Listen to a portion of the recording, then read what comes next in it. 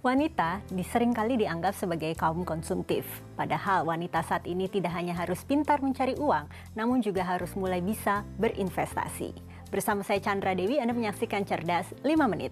Dan bersama saya saat ini di studio Metro Manulife setelah ditemani oleh Ibu Yeti Rohyatini, Head of Syariah Unit dari Manulife Indonesia. Selamat pagi, Assalamualaikum Bu Yeti. Waalaikumsalam warahmatullahi wabarakatuh, Mbak Andra.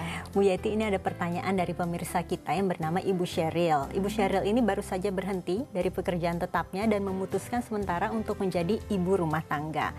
Dan tentunya ia paling tidak menghabiskan lebih banyak waktu dengan anaknya, tapi tertarik untuk mulai berinvestasi syariah di waktu senggang. Nah, sebetulnya ia ragu, ia tidak tahu harus mulai dari mana, takut juga merugi nantinya.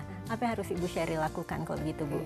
Saya mau komentar dulu. Yang pertama adalah alhamdulillah. Jadi Ibu Sheryl ini betul-betul menyadari peran yang penting sebagai seorang ibu rumah tangga itu seperti apa gitu ya, sehingga dia memutuskan bekerja dan mengurus anak-anaknya di rumah.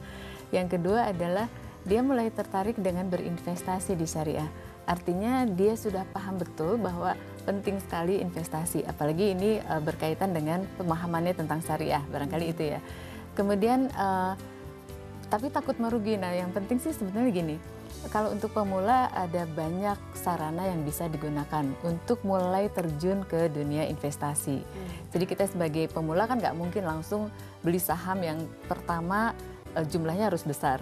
Atau yang kedua, kita harus memonitor gimana nih saham itu naik turun dan sebagainya, kapan kita harus jual, kapan harus beli dan sebagainya. Nggak cukup mengerti misalnya. Maka ada sarana yang lebih mudah untuk si ibu ini memulai terjun ke dunia investasi sebagai investor. Dia boleh memilih yang jenisnya reksadana, kemudian atau dia juga pilih yang ada unsur proteksinya, ada asuransinya.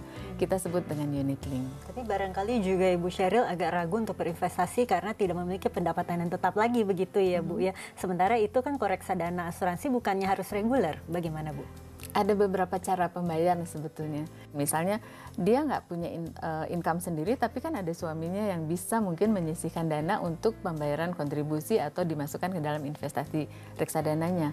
Mau disisihkannya bulanan boleh, mau 3 bulanan boleh. Jadi semuanya tergantung dari si ibu tadi mengatur keuangannya. Oke, kalau gitu kalau kita lihat investor pemula seperti Ibu Sheryl tadi, kiranya jenis investasi yang paling tepat yang dilakukan oleh beliau apa? Jika masih takut beresiko begitu ya Bu ya?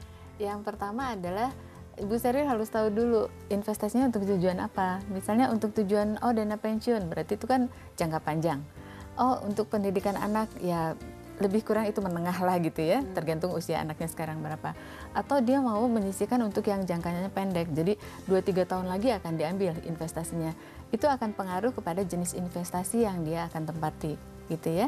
Yang kedua yang harus dia ketahui atau kenali adalah dia tipe apa di dalam profil risiko keuangannya. Misalnya saya takut deh kalau misalnya kayak tadi nih, takut rugi gitu ya. Maka mulai aja dengan pasar uang dulu. Karena kalau pasar uang itu relatif lebih aman, relatif ya, artinya kalau relatif lebih aman ya berarti returnnya juga nggak terlalu bagus seperti saham. Tetapi ya itu cukup untuk langkah awalnya terjun ke investasi. Oke, kalau begitu. Nah, kiranya tadi kan dikatakan bahwa ada fakta bahwa investor dari kalangan kaum wanita ini biasanya lebih konservatif, Bu. Setuju tidak? Kalau menurut saya wanita konservatif enggak juga, tapi bahwa wanita mungkin memiliki kelebihan kesabarannya, ketelitiannya, mungkin itu juga membawa pengaruh. Karena ketika kita berinvestasi, maka kita harus lihat kan, harus sabar nih. Kalau lagi dalam keadaan misalnya saham lagi turun, jangan cepat-cepat bernafsu untuk menjual gitu ya, karena di situ justru kita harus melihat jangan merealisasikan kerugiannya dengan menjual, tapi kalau kita sabar, tahu nih saham long term akan kembali lagi pulih, maka sebaiknya justru dia tambah investasinya. Nah, ini mungkin yang kelebihan para wanita tadi, mampu karena karakternya tadi yang sabar, care, dan teliti, itu mungkin akan membantu dia dalam mengelola keuangan ini. Baiklah, Ibu Yeti, terima kasih banyak ya Bu atas kehadiran dan informasinya. Dan pemirsa, demikianlah Cerdas 5 Menit, Cerdas Finansial untuk episode kali ini. Saya Chandra Dewi, terima kasih dan sampai jumpa. Dipersembahkan oleh